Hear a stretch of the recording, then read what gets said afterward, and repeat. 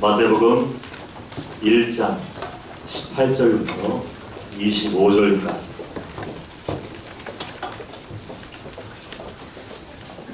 마태복음 1장 18절부터 25절까지. 제가 한 절 읽고 여러분들이 한 절 읽고 교독을 하도록 하겠습니다. 18절. 예수 그리스도의 나심은 이러하니라. 그의 어머니 마리아가 요셉과 약혼하고 동거하기 전에 성령으로 잉태된 것이 나타났더니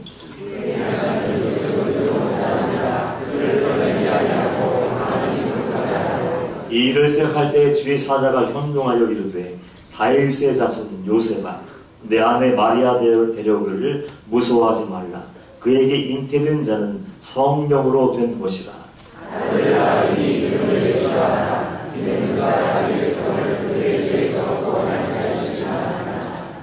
이 모든 일이 된 것은 주께서 선지자로 하신 말씀을 이루려 하심이니 이르시되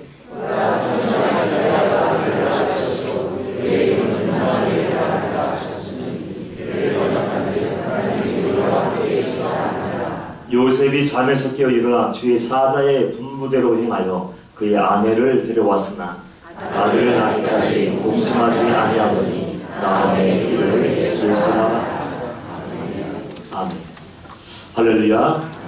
이 시간도 주님이 함께 하시고 성령님이 강력하게 역사하시는 그 은혜의 시간 되기를 주님의 이름으로 축복합니다.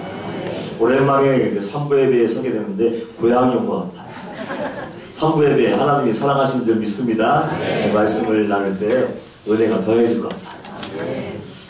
언젠가 목사님께서 그런 말씀을 하신 적이 있습니다. 사람이 없어. 사람이 없다. 종종 새 담임 목사님을 청미하기 원하는 교회들이 있습니다.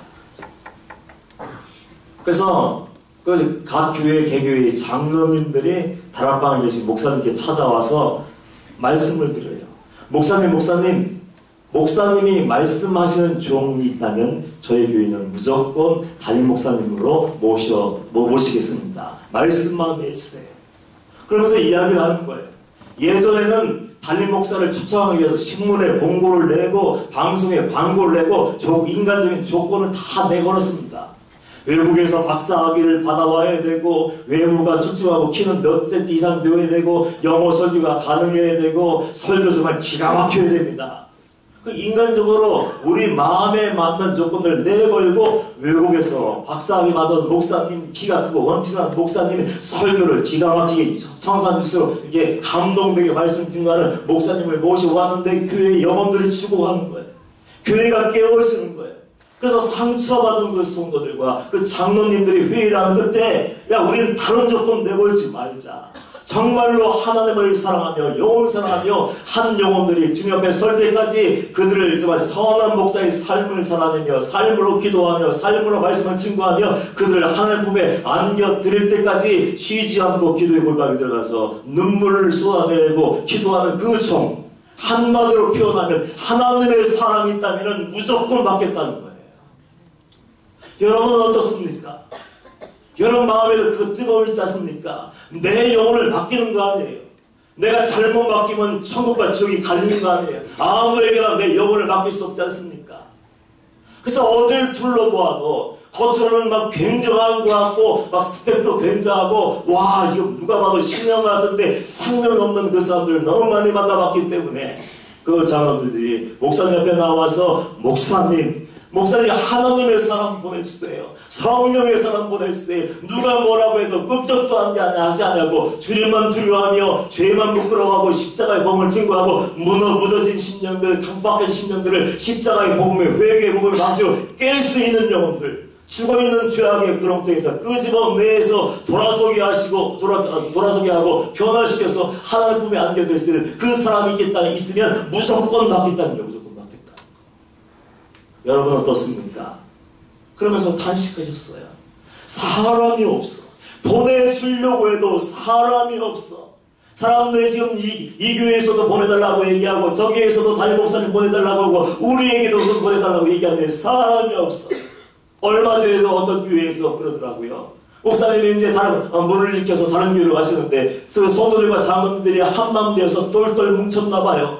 한 가지라고요. 아무나 받지 않겠습니다. 이제는 겉모습만 보고 받지 않겠습니다. 정말 속사람이 거듭나고 살아있고 성령으로 활활 타오르고 정말 예수의 사랑의 향기를 바라며 예수의 편지 사명을 온전히 감당하는 그 사람을 받겠다고 지금 막 딱 머리에 띠를 뜨고 아무나 받지 않겠습니다. 내 영혼이 걸린 문제인데 아무나 봐서는 안 되지 않습니까? 하면서 지금 목숨 걸고 기도하며 그 조언을 보내달라고 기도하고 있는 교회가 있어요. 사람이 없다. 하나님도 똑같을 것 같아. 이 시대 신학생들이 매년마다 쏟아져 나옵니다. 종들은 넘쳐나요. 제가 집에 가는 길에서 오늘 깜짝 놀랐어요. 가다 보면 십자가 얼마나 많은지 낮에는 잘 모르는데요.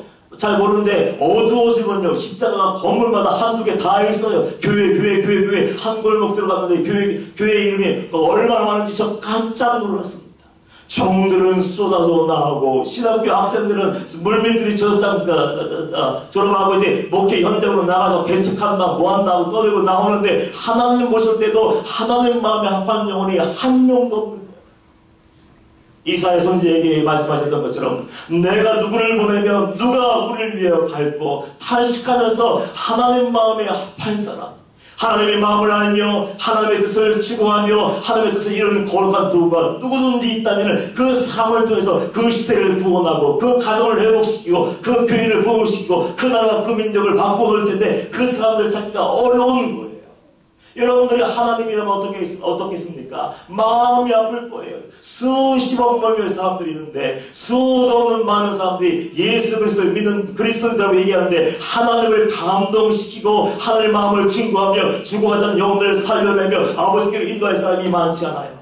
그렇다면 하나님의 마음이 얼마나 고통스럽겠습니까? 답답할 거예요. 주여 주여 이름을 부르고 좁은 길을 걸어간다고 얘기하며 마태복음 5장 6장을 매일 묵상하고 우린 그 길 향해서 목숨 걸고 달려간다고 얘기하며 구호를 외치는 사람은 많지만 정말 하나님께서 그 심령을 설정해 보시는 하나님께서 그 마음속에 차서 그 심령을 들여다보실 때는 하나님의 마음이 아파하고 하나님의 마음에 시원함을 들을 수 있는 그 사람이 없는 거예요. 저는 개인적으로 우리 인천방주교회가 하나님이 찾으시는 그 교회 되기를 축복합니다. 여러분 모두가 하나님 마음에 시원함을 드릴 수 있는 이 시대에 바로 그 사람, 하나님 찾으시는 하나님 마음에 합한 그 사람 되기를 축복합니다. 그 사람들이 있으면 모든 것이 살아나요. 세상 사람들이 소망이 없다, 절망적이다, 이 시대가 망해버렸다, 심지어는 하늘문이 닫히고 기도의 문도 닫히고 성령의 기름 부심이 끝이 났다고 얘기한다고 할지라도 그럼에도 불구하고 내가 먼저예요. 내가 먼저. 임철 목사가 먼저 하나님 앞에 나가 무릎 꿇고 회개하고 주님 나를 사용하여 주옵소서. 내 뜻이 아니고 아버지 뜻이 이루어지기 원합니다. 복종하며 나를 십자가에 못 박고 순종하며 거룩한 삶을 살 수만 있다면 그 시간 이후부터 하나님은 역사를 이끌어 가실 거예요. 여러분도 마찬가지예요. 오늘 말씀 보면 여러분이 잘 알고 있는 마리아와 요셉의 이야기가 기록되어 있습니다. 예수님이 태어나시기 전까지 말라기 선자 이후부터 예수님이 이 땅에 오시기 전까지 400년간 영적인 암흑기라고 얘기합니다. 하나님이 한마디도 하지 않았어요. 이스라엘 백성들에게 선민들에게 한마디 하지 않은 그 시간들이 400년이에요. 왜 하나님이 입을 딱 닫아버리고 골방에 들어가 문을 걸어잠그고 뒤도 돌아보지 않고 나오지 않았을까요? 그 이유가 뭡니까? 그 시대가 소망이 없는 거예요. 하나님의 말씀이 없었습니까? 제사장들이 없었습니까? 제사가 없었습니까? 예배가 없었습니까? 기도가 없었습니까? 헌금을 안 했습니까? 금식을 안 했습니까? 구제를 안 했습니까? 선교가 없었습니까? 모든 것은 다 갖추고 있었어요. 모든 모양과 형식과 절차를 다 갖추고 있었지만 한 가지 없는 게 있었어요. 하나님을 두려워하지 않는 거예요. 예배를 드리지만 하나님을 두려워하지 않고 말씀을 들었지만 은혜를 갈망하지만 간구하지만 하나님의 사람답게 살지 못하며 각기 제 길로 가까워지는 말씀의 표현들로 말씀 따로 삶 따로 생활 따로 기도 따로 예배 따로 이 정도의 삶을 살고 심지어는 제사장들조차도 우상을 섬기며 백성들을 멸망길로 이끌어가는 그 시대였습니다. 해도 너무해서 제가 하늘에 닿고 하나님의 마음에 괴로움을 넣어드리는 것이 됐어요. 아무리 얘기를 하고 기적을 보여주고 권능을 보여주도 꼼짝도 하지 않고 변하지 그 영혼들에게 하나님이 상처를 받으셨는지 하나님은 골방으로 들어가서 400년 동안 나오지 않았어요. 그러나 아버지의 마음, 아버지의 사랑은 변함이 없는 거예요. 오랜 시간 침묵을 했지만 그럼에도 불구하고 마음 한구석에는 어떤 마음이 있습니까? 그냥 내버려두면 이 영혼들 그렇게 살다가 지옥이 갈 텐데, 그냥 방치해 놓으면 그렇게 제가 옳은 줄로 선한 줄로 구원받은 줄 알고 착각하며 살다가 마지막 무시무시한 심판대 앞에 서고 마지막 무시무시한 지옥에 빠져 영원토록 고통을 당할 텐데, 그 생각하니까 마음이 편하지 않아요. 그래서 하나님은 그 골방에서 400년 동안 침묵하시면서 어쩌면 골방 기도를 하신 후에 결단을 내리셨어요. 내 아들 독생자 외아들 예수 그리스도를 내가 화목제물로 내어주어야지. 온 인류의 죄를 다 짊어지게 하고 온 인류의 죄, 내가 지은 죄, 여러분이 지은 죄, 우리 모두가 지은 모든 죄를 씻어주기 위해서 십자가에 내가 친히 못을 박고 옆구리에 창을 찌르고 머리에 가시말리가 씌워서 물 한 방울 피 한 방울 아끼지 않냐고 모든 영혼들의 모든 인류의 모든 죄를 내가 다 씻어버려야지. 그리고 내가 용서하고 회개하고 믿는 자에게는 영원한 나라 천국을 허락해 주어야지. 결단하고 드디어 예수 그리스도를 이 땅에 보내시려고 했어요. 근데 사람이 없는 거예요. 내 뜻을 이룰 수 있는 거룩한 도구가 있어야 되고 깨끗하고 순전한 그릇이 있어야 되는데 아버지의 뜻에 순종하고 주님 나를 받으시옵소서, 나를 사용하여 주시옵소서, 내 뜻이 아니라 하나님의 뜻이 이루어지길 원한다고 고백하며 내 삶 모든 것을 다 안 되어드린 그 사람을 찾기가 어려운 거예요. 제사장들에게 가봤어요. 제사장들 잡았는데 한 명이 없네요. 서기관들 어떨까? 율법사들은 어떨까? 바리새인들, 그래 믿음에 대해서는 최고라고 얘기하고 경건하다고 얘기하는 그 바리새인들에 가서 찾아볼까? 한 명도 찾아볼 수가 없었어요. 마음이 무너지고 마음이 고통스럽고 구원의 문을 열어주려고 하는데 이제 어둠의 역사에 한 점의 빛을 비추어줘서 회개할 수 있는 기회, 구원받을 수 있는 그 기회를 허락해야 되는데 그 도구가 없는 거예요. 그러다가 하나님의 마음에 하나님의 시선이 어디에 꽂혔습니까? 무명의 용사, 무명시였던 마리아와 요셉에게 고정되었어요. 목수의 가정, 별볼일 없는 가정 아닙니까? 그 가정을 가만히 눈여겨보는데 바로 그 사람들이 하나님의 마음에 합한 자들이었어요. 바로 그 사람들이 하나님의 뜻을 이루는 거룩한 통로가 될 수 있겠다 싶어서 마리아에게 먼저 주의 사자를 보냈습니다. 처녀였던 그 순결한 그 처녀였던 마리아에게 사자가 찾아와서 얘기하는 거예요. 너는 지금 성령으로 잉태될 곳이야. 주의 성령이 너를 권능으로 덮을 거야. 너는 지금 처녀이고 시도 가본 적이 없고 남자를 알아본 적이 없는데 그럼에도 불구하고 성령이 하셔서 거룩한 잉태 씨앗이 심어지고 잉태되게 될 거야. 여러분, 하나님께서 어느 날 여러분의 삶의 자리에 와서 그렇게 말씀하신다면 여러분 어떻게 하셨습니까? 아멘, 할렐루야, 주님의 뜻이 이루어지겠습니다 하고 박수 칠 사람 있습니까? 당황스러우실 거예요. 인간이기 때문에 당황스러웠죠. 아니, 하나님, 나는 아직 결혼 안 했어요. 아니, 하나님, 나는 남자도 몰라요. 누군지도 몰라요. 날짜만 잡아놨지. 저는 아직 결혼식을 올리지도 못한 사람이야 하면서 얘기할 수 있을 거 아닙니까? 근데 그럼에도 불구하고 당황스럽고 이해도 되지 않지만 하나님이 말씀하시고 주님이 쓰시겠다 하니까 어떻게 합니까? 마리아가 이렇게 누가복음에서 비교하며 읽다 보니까 이렇게 설명하고 있더라고요. 고백하더라고요. 마리아가 이르되 주의 요종이니 말씀대로 내게 이루어지이다. 쓰임받고 싶습니까? 하나님께 붙들려서 인정받고 쓰임받고 거룩한 도구가 되고 거룩한 삶을 살아내며 만나는 사람들에게 예수 그리스도의 복음을 증거할 수 있는 거룩한 통로가 되기를 원합니까? 하나만 있으면 돼요. 나를 포기하면 돼요. 여러분의 모든 자아를, 내 생각들, 내 계획들, 고집들, 신념들, 판단하는 그 기준들 모든 것을 십자가에 못 박기를 축원합니다. 못 박아야 쓰임받는 거예요. 내가 시퍼렇게 살아있고 내 마음대로 내가 주인 되어서 주인 노릇하고 왕 노릇하면 하나님이 그 영혼을 어떻게 사용할 수 있겠습니까? 철저하게 죽어진 사람, 내 자아를 끄집어내서 십자가에 못 박은 자만이 하나님의 뜻이 내 안에서 이루어지길 원한다고 내 삶의 전부를 드리고 희생하고 포기를 각오한 사람만이 하나님께 붙들릴 수 있고 그 사람만이 쓰임받을 수가 있는 거예요. 여러분 상상해 보십시오. 그 당시 문화에서 처녀가 애를 뱄어. 요즘은 뭐 결혼 필수 혼수품이라고 얘기하는데 세상이 미쳐가지 않습니까? 그 당시에 처녀가 아기를 갖는다는 것은 이건 뭐 목숨을 잃을 수 있는 상황이에요. 옆에 있는 사람 집에 가다가 뭐야 결혼이 아예 안 했는데 옆집 마리아인데 어느 날 혼자 뭐야 이거 동네 사람 다 불러놓고 공회 앞에 세우고 돌로 쳐주기에도 할 말이 없는 그런 죄예요. 그런데도 불구하고 마리아가 어떻게 했습니까? 주님이 말씀하시니 주님의 뜻이 내게서 이루어지기를 원합니다. 요셉도 마찬가지예요. 내가 아내와 잠자리를 같이 한 적이 없었는데 임순례인데 의로운 사람이에요. 알고 있었지만 어떤 사인인지 모르니까 가만히 끊어버리려고 고민하고 있던 자리에 오늘 말씀에 성령님이 임하셔서 꿈에서 말씀하시는 거예요. 성령으로 된 것이라. 21절 말씀 보면 아들을 낳으니 이름을 예수로 하라. 이는 그가 자기 백성을 그들의 죄에서 구원할 자이십니다 하니라. 이 모든 일이 된 것은 주께서 선제로 하신 말씀을 이루려 하심이니 하니까 데려오더라고요. 데려오고 또 어떻게 했습니까? 아들을 낳기까지 동침하지 아니하더라. 굉장히 의미 있지 않습니까?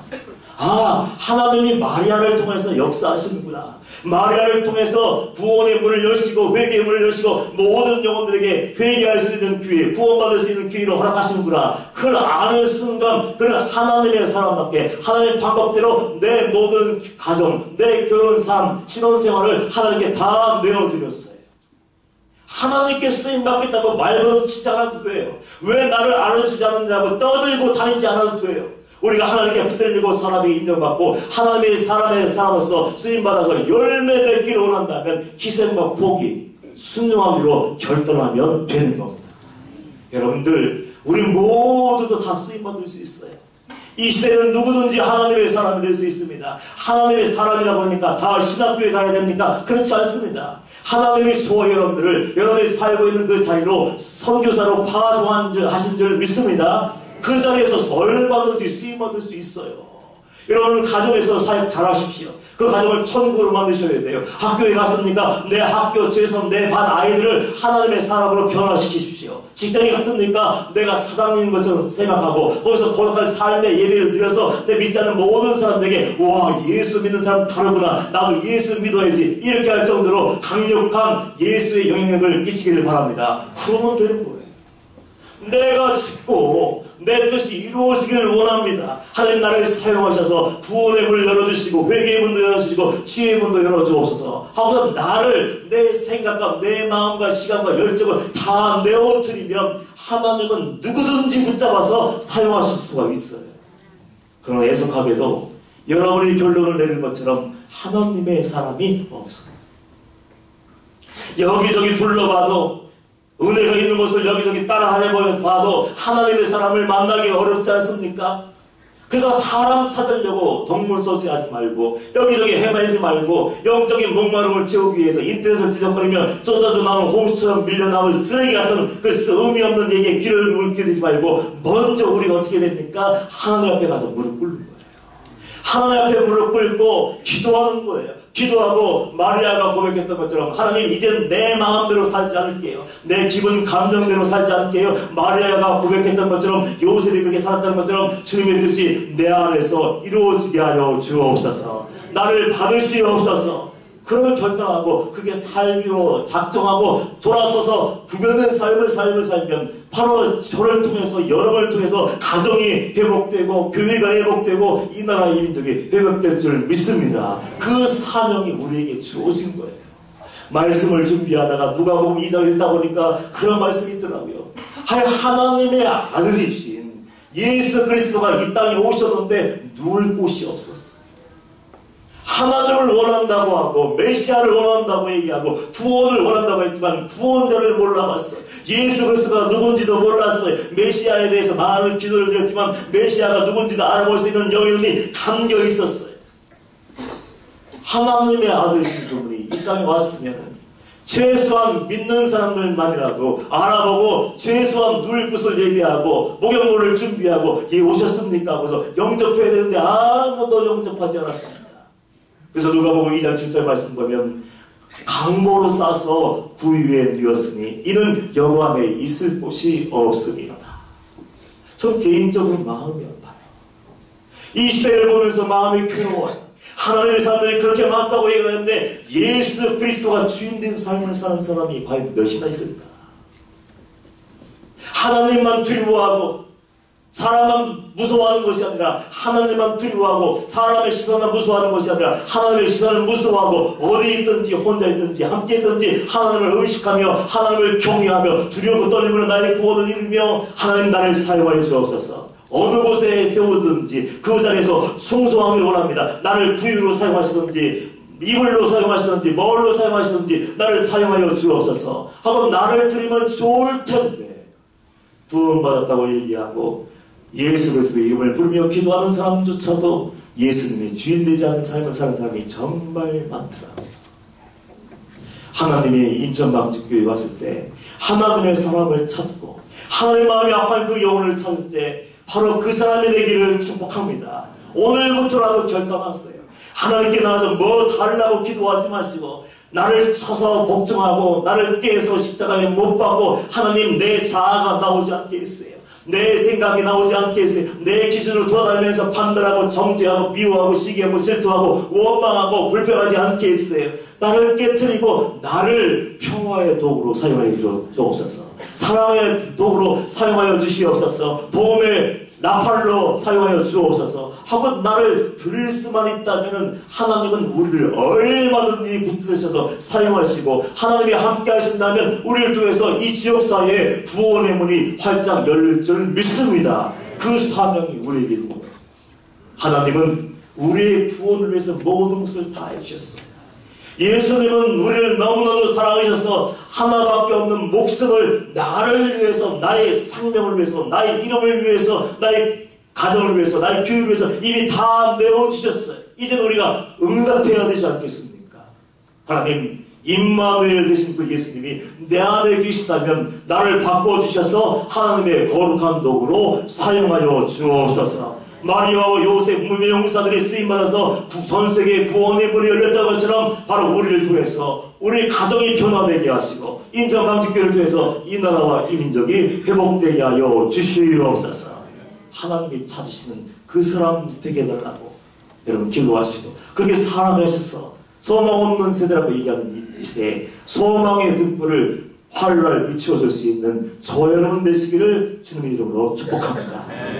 우리 오랜만에 나 주님의 기쁨 되기 원하네 찬양할까요? 나 주님의 기쁨